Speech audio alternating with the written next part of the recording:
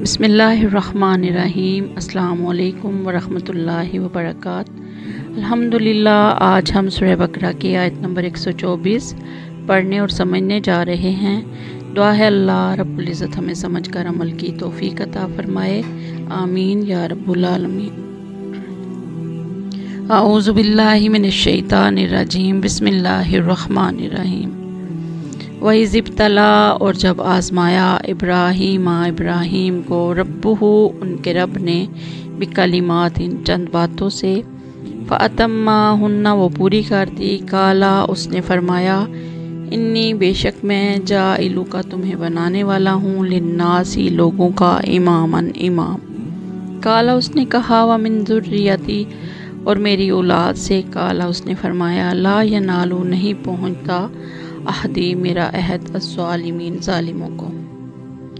وَإِذِ ابْتَلَىٰ إِبْرَاهِيمَ رَبُّهُ بِكَلِمَاتٍ فَأَتَمَّاهُنَّ قَالَ إِنِّي جَاعِلُكَ لِلنَّاسِ إِمَامًا قَالَ وَمِن ذُرِّيَّتِي قَالَ لَا يَنَالُ عَهْدِي الظَّالِمِينَ۔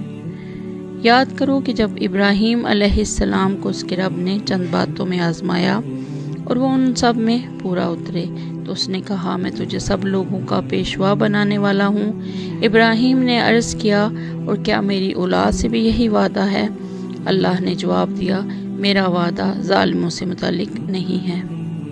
قرآن میں مختلف مقامات پر ان تمام سخت آزمائشوں کی تفصیل بیان ہوئی ہے، جن سے گزر کر حضرت ابراہیم علیہ السلام نے اپنے آپ کو اس بات کا اہل ثابت کیا تھا کہ انہیں بنی نوع انسان کا امام و رہنما بنایا جائے۔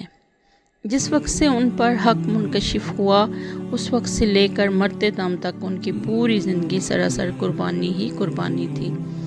دنیا میں جتنی چیزیں ایسی ہیں جن سے انسان محبت کرتا ہے، ان میں سے کوئی چیز ایسی نہ تھی جس کو حضرت ابراہیم علیہ السلام نے حق کی خاطر قربان نہ کیا ہو، اور دنیا میں جتنے خطرات ایسے ہیں جن سے آدمی ڈرتا ہے، ان میں سے کوئی خطرہ ایسا نہ تھا جسے انہوں نے حق کی راہ میں نہ جھیلا ہو۔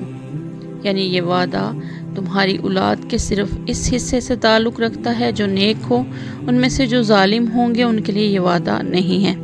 اس سے یہ بات خود ظاہر ہو جاتی ہے کہ گمراہ یہودی اور مشرک بنی اسماعیل اس وعدے کے مصداق نہیں ہیں۔ دعا ہے اللہ رب العزت ہمیں سمجھ کر عمل کی توفیق عطا فرمائے، آمین یا رب العالمین۔ السلام علیکم ورحمۃ اللہ وبرکاتہ۔